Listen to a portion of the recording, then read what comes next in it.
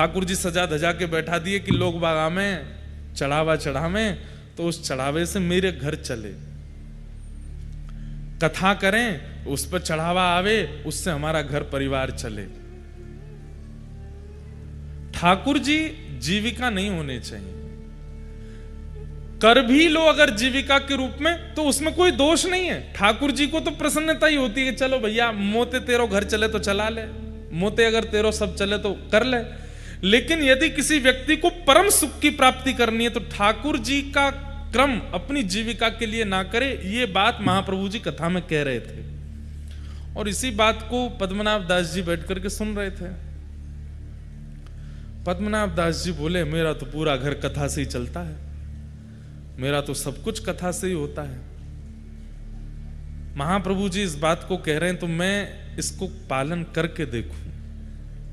दिक्कतें तो बढ़ जाएंगी क्योंकि हमारा सर्वस्व कथा ही है, लेकिन आप इतने बड़े आचार्य चरण अगर इस बात को कह रहे हैं तो एक बार पालन करके देखें। और उन्होंने उसी दिन प्रण ले लिया कि आज के बाद घर चलाने के लिए सत्यनारायण की कथा कर लेंगे, घर चलाने के लिए महाभारत की कथा कर लेंगे, रामायण की कथा कर लेंगे, पर भागवत जी की कथा अयाचक वृत्ति से होगी। हमारे संगी साथियों को देना हो तो दीजिए, हमको कुछ नहीं चाहिए। ये प्रण श्री पद्मनाभ दास जी ने धारण कर लिया और ये भाव धारण करते ही आपने जैसे ही कथा कहना प्रारंभ किया, इतना परम शांति के अनुभव हुए, ऐसे ऐसे अनुभव ठाकुर जी के उनको होने लगे। समझ गए, बोले कि यही मेरे आचार्य हैं, जिनकी एक वाणी से मुझे परम समाधान मिला, यही मेरे गुरु हैं। गुरु कौन? गुरु वही जो हरि सो मिलावे, गुरु वही जो हरि की राह दिखावे, गुरु वही जो सब तज वृंदा विपिन बसावे। वो गुरु है।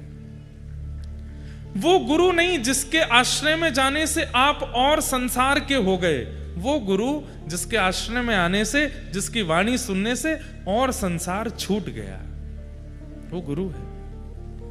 जिसकी वाणी, जिसकी उपस्थिति, जिसकी कथा ठाकुर जी के और समीप ले जावे, वो गुरु है।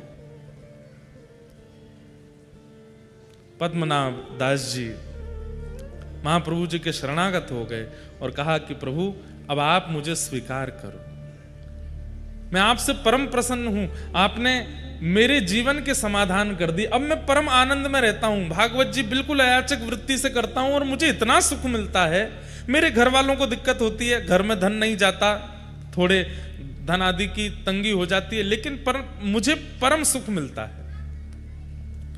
और पद्मनाभ दास जी महाप्रभु जी के अनुयायी हो गए। महाप्रभु जी यदा कदा कहीं कहीं जाते तो पद्मनाभ दास जी को संग लेके जाते थे। गुरु भी कई बार शिष्य के शिष्यत्व को परखता है और परखना भी चाहिए। शिष्य धनवान है, शिष्य सर्वगुण संपन्न है और उस पर कृपा ज्यादा करे, ये गुरु का स्वभाव नहीं होना चाहिए। गुरु शिष्य के शिष्यत्व को देखे। और महाप्रभु जी ने पद्मनाभ दास जी के शिष्यत्व को देखा। सब लोग इधर देखिए, कहां से पधारे आपके निधि, सुनिए उनके बारे में। और ऐसा कैसा जीवन एक साधक को रखना पड़ता है तब जाकर के ऐसे निधि मथुराधीश जैसे प्राप्त होते हैं, ये सुनिए। तो श्री पद्मनाभ दास जी महाप्रभु जी के साथ जाते थे। एक बार महाप्रभु जी कहीं प्रवास पर गए और आप प्रसाद करने के लिए बैठे थे, बाहर द्वार पर पद्मनाभ दास जी खड़े थे, तभी एक व्यक्ति दौड़ा दौड़ा आया और बोला महाप्रभु जी कहाँ हैं, मुझे उनसे मिलना है। तो पद्मनाभ दास जी बोले भैया अभी आचार्य चरण प्रसाद पा रहे हैं, हमें बता दो क्या बात है। क्रोध में था तो उसने बताया, महाप्रभु जी के पीछे पीछे चल रहा था मैं, ये जान करके कि ये आचार्य हैं, इनकी सन्निधि में रहने से मुझे आनंद की प्राप्ति होगी, पर मेरे साथ तो गलत हो गया। बोले क्यों? अब ये तो आगे से कहीं मुड़ गए, वहां पर डकैतों ने मुझे पकड़ लिया और मेरा सब धन हरण कर लिया, मेरे गले का सब आभूषण ले गए और मेरे साथ तो बड़ा बुरा हुआ। तो मैं जितना मेरा आभूषण चोरी हुआ, जितने धन चोरी हुआ, सब मांगने आया हूं, क्योंकि इनके पीछे चल रहा था मैं। तो पद्मनाभ दास जी बाहर खड़े खड़े सोचे, ये बात महाप्रभु जी तक जाने लायक नहीं है। उन्होंने कहा कितना धन बनता है तुम्हारा? बोले इतना इतना धन बनता है। तो बोले चलो हम दिलाते हैं। और उनको किसी सेठ के पास गए, सेठ से कर्जा लेकर के उस व्यक्ति को धन दे दिया, महाप्रभु जी को नहीं बताया। अब वो सेठ जी बोले भैया इतना ब्याज बनेगा, कब लौटाओगे? बोले कि अब मैं करूंगा। खुद तो नियम धारण कर चुके थे कि बिना धन के कथा करनी है, और कोई कुछ आता नहीं था, धन कहां से आवे, वापस कैसे लौटा मैं? तब एक राजा आपके पास आया कि मुझे आपसे कथा सुननी है, आपके बारे में बहुत सुना है। तो बोले हम कथा तो करेंगे लेकिन दक्षिणा नहीं लेंगे। राजा तो कथा मांगने ही आया था, तो 4-5 बैलगाड़ी भर के सामग्री लेके आया था। बोले हम धन नहीं लेंगे। तो राजा बोला तो फिर ऐसे ही सुना दीजिए, हमको क्या, आप नहीं लेंगे तो हमें तो कथा सुननी है। लेकिन तभी उनको याद आया कि वो एक सेठ का हमको चुकाना है, पर कथा का पैसा भी नहीं लेना है, क्या करें? तो आपने राजा से कहा अगर हम भागवत ना सुना करके महाभारत सुना दें तो हम दक्षिणा ले लेंगे। राजा बोला हमको तो भागवत सुननी है। बोले कि सुनो देखो हम तुमसे क्या छुपाएं, सीधी बात ऐसी है, हमने नियम लिया कि हम भागवत जी का दक्षिणा नहीं लेंगे, और हमको किसी का कर्जा चुकाना है तो हम महाभारत सुना देंगे ताकि तुम दक्षिणा दो तो हम उसका चुका दें। राजा इतना आनंदित हो गया, आप कितने सरल हैं, महाभारत ही सुनाओ। तब आपने महाभारत की कथा सुनाई, और महाभारत सुना करके जो दक्षिणा मिली ब्याज सहित उस सेठ को चुका दिया। अब ये खबर अभी तक महाप्रभु जी को नहीं है कि पीछे से ही शिष्य क्या कर रहे हैं। यही तो शिष्यत्व होता है।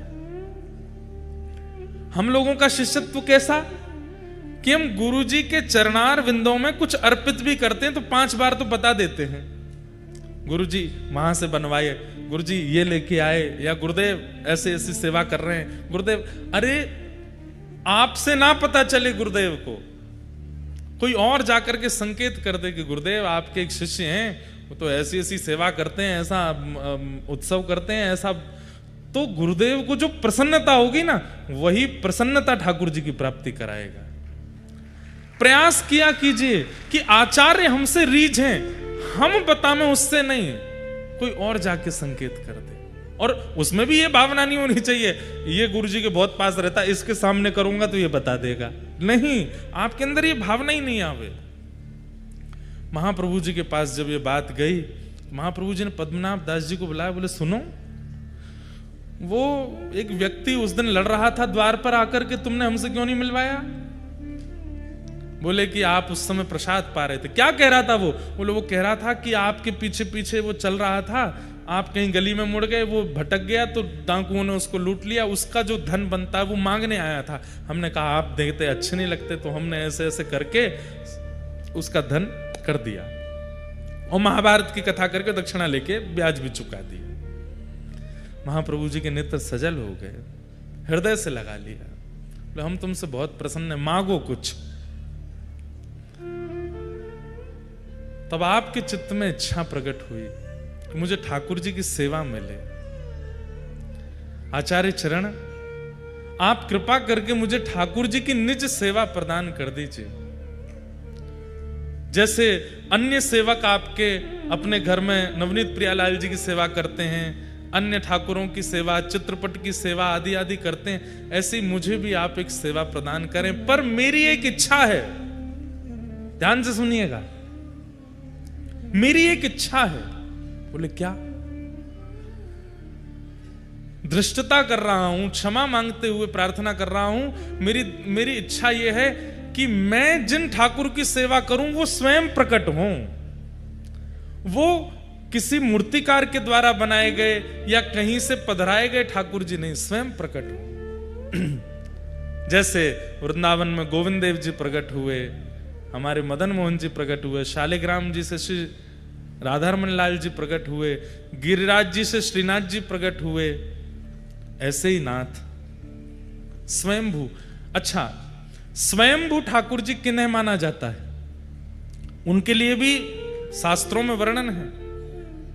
पहला, पृथ्वी से प्रकट हों, दूसरा पहाड़ से प्रकट हों, पर्वत से प्रकट हों। तीसरा, शुद्ध दैविक नदियों से प्रकट हों।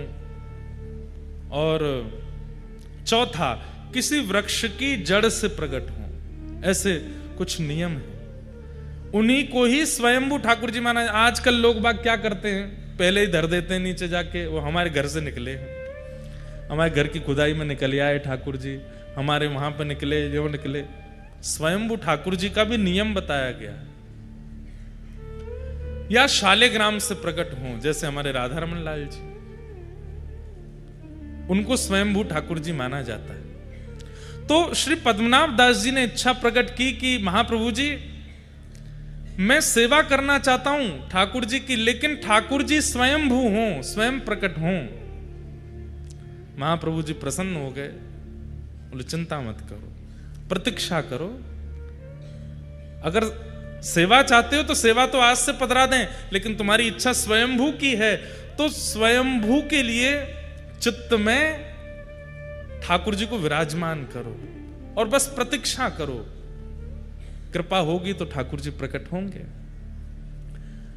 पद्मनाभ दास जी बोले, ठाकुर जी की कृपा कब होगी पता नहीं, वो तो 1 जन्म 2 जन्म 10 जन्म लगा देते हैं, पर गुरु प्रसन्न हो जाएंगे तो अभी हो जाएगी।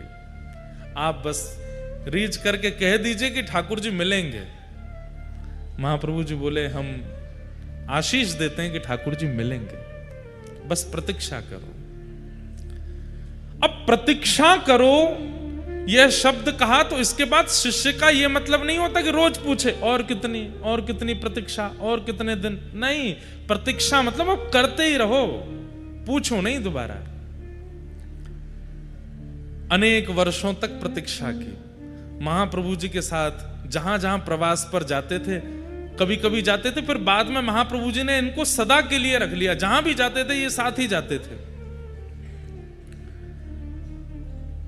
प्रवास करते हुए एक दिन आप गोकुल पधारे, पद्मनाभ जी साथ में पधारे, और गोकुल में संध्या के समय पर महाप्रभु जी यमुना जी के तट पर बैठ करके संध्या कर रहे थे, और दूर बैठ करके श्री पद्मनाभ दास जी अपने गुरुदेव को बस देखते ही रहते थे, दर्शन ही करते रहते थे।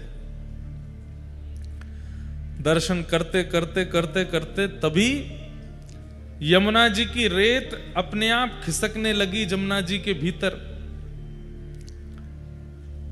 आप देख करके आश्चर्यचकित हो गए, और महाप्रभु जी की उस समय संध्या चल रही थी, संध्या का मध्यस्थ था। और तभी क्या देखते हैं कि ताल वृक्ष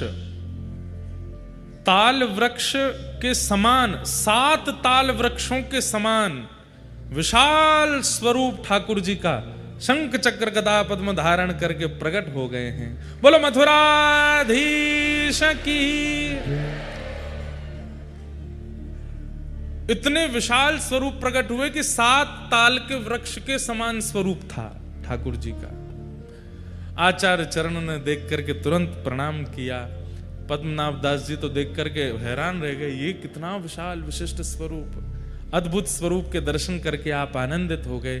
तभी महाप्रभु जी ने आज्ञा की कि निवेदन कियो, जय जय, इतने बड़े बनकर के आए हो, कैसे सेवा करेंगे? नसैनी लगानी पड़ेगी, मोह तक पहुंचवे के काजे। इतनो सब कैसे विस्तृत होएगा? इतना बड़ा आपको स्वरूप है, इतने बड़े मंदिर बनाने पड़ेंगे। थोड़ी कलयुग की प्रधानता है, आप थोड़ो सो ने हम अर्चकन पर ने ध्यान धरो और अपनो रूप ने सूक्ष्म करो। तब वही विशाल स्वरूप छोटे से बनकर के श्री महाप्रभु वल्लभाचार्य जी की गोद में पधारे, और वही स्वरूप आज यहाँ कोटा में विराजमान। दूर खड़े खड़े नेत्र लाल हैं, नेत्रों से अश्रु गिर रहे हैं श्री पद्मनाभ दास जी के, हाथ जोड़ करके केवल कंपन हो रहा है। महाप्रभु जी मंद मुस्का करके कहते हैं, देखो तुम्हारी इच्छा आज पूर्ण भई, और तुम्हारे लिए स्वयंभू ठाकुर जी श्री मथुराधीश प्रकट हुए हैं। नामकरण कर दिया, इनका नाम क्या? बोले मथुराधीश है। तब पद्मनाभ दास जी सन्मुख आकर के बैठ गए। बोले महाराज, आपने इनका नाम मथुराधीश क्यों रखा? तब आचार्य चरण ने कहा कि देखो, ये मथुरापुरी जो है ना, इसका मूल नाम मधुरापुरी है। जहां पर मधुर श्री कृष्ण का प्राकट्य हुआ, वो मधुरा है, वो मथुरा अपभ्रंश होकर के और कुछ शास्त्रीय कारणों से उसका नाम मथुरा है, पर वास्तव में मधु नामक दैत्य को मारा था यहां पर, इसीलिए इसका नाम मधुरा है। और मधुरा के जो अधीश हैं वही मथुराधीश है, इसलिए इनका नाम मधुराधीश है। और आपने और निवेदन किया कि इनके स्वरूप के बारे में मुझे बताओ, तब महाप्रभु जी कहते हैं, गोद में बैठे हैं मथुराधीश जी, सामने पद्मनाभ दास जी बैठे हैं, कि तम अद्भुतम बालकमंबुजे क्षणम। ध्यान से सुनिएगा, ये मथुराधीश जी जो हैं ये विशाल विराट ठाकुर जी नहीं है। देवकी मैया के गर्भ से जब ठाकुर जी जन्मे, एक दिना के लाला जब थे श्री कृष्ण कंस के कारागृह में, तब उनका जैसा स्वरूप था वही स्वरूप है श्री मथुराधीश जी का। ये छोटे लाला ही हैं, छोटे लाला 4 भुजा वाले हैं। तम अद्भुतम बालकमंबुजे क्षणम चतुर्भुजम शंख गदार्युधायुधम श्रीवत्सलक्ष्मं गलसौभकौस्तुभम पीतांबरम सांद्रपयोध सौभगम।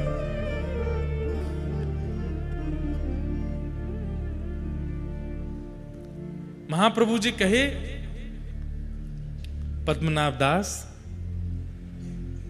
एक बार कहीं कथा में तुमने ठाकुर जी का प्राकट्य सुना था, और ठाकुर जी के उस प्राकट्य को सुनकर के तुम इतने भावुक हो गए, इतने भावुक हो गए, उसी समय ठाकुर जी ने निश्चित कर लिया कि यही स्वरूप तुमको प्राप्त होगा, क्योंकि जिस स्वरूप को सुनकर के तुम इतने प्रेमवश हुए हो वही स्वरूप तुम्हारे पास आएगा, और वही स्वरूप आज आया है।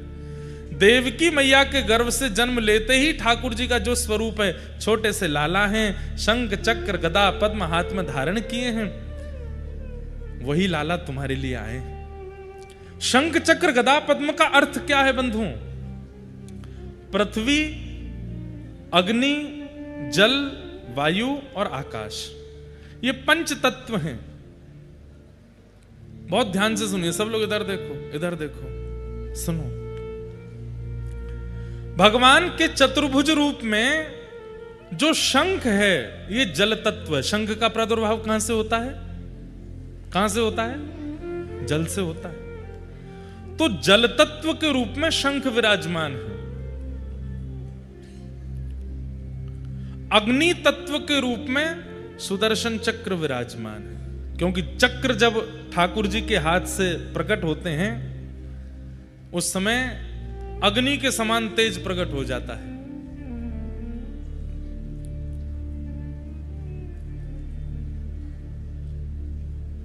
और जो भूमि तत्व है, उस भूमि तत्व से ठाकुर जी के हाथ में कमल विराजमान है, और आकाश तत्व से ठाकुर जी के हाथ में गदा विराजमान है, और वायु तत्व ठाकुर जी का स्वयं स्वरूप है। कैसे? कोई भक्त पुकार ले तो बूंदी में प्रकट हो जाएंगे, कोई भक्त पुकार ले तो चित्तौड़गढ़ में प्रकट हो जाएंगे, कोई भक्त बुला ले तो गोवर्धन जी चले जाएंगे। वायु के समान जो यहां वहां यत्र तत्र भ्रमण करते रहें। कुम्मन दास जी बुला में तो ठाकुर जी उनके पास चले जाएं, सूरदास जी बुला में तो ठाकुर जी उनके पास पहुंच जाएं। एक ही दिन में हजारों भक्तों को एक साथ वायु के समान स्पर्श करा के दर्शन कराने की क्षमता ठाकुर जी रखते हैं, इसलिए वायु तत्व स्वयं ठाकुर जी हैं। और बाकी पृथ्वी, अग्नि, जल और आकाश, इन 4 तत्वों के रूप से ठाकुर जी के 4 आयुध विराजमान हैं। लेकिन निकुंज में जब आप प्रवेश करेंगे तो निकुंज में इनका अर्थ अलग है। निकुंज में कमल जो है वो श्री जी का स्वरूप है, श्री किशोरी जी है। और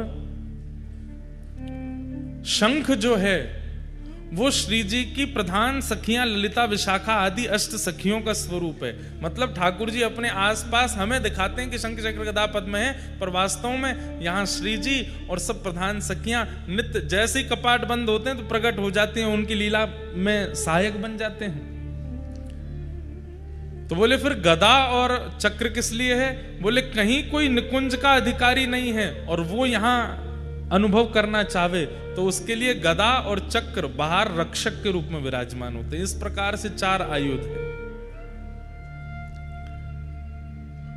इस प्रकार महाप्रभु जी ने घंटों बैठ करके मथुराधीश जी को अपनी गोद में बैठा करके पद्मनाभ दास जी को प्रवचन किया।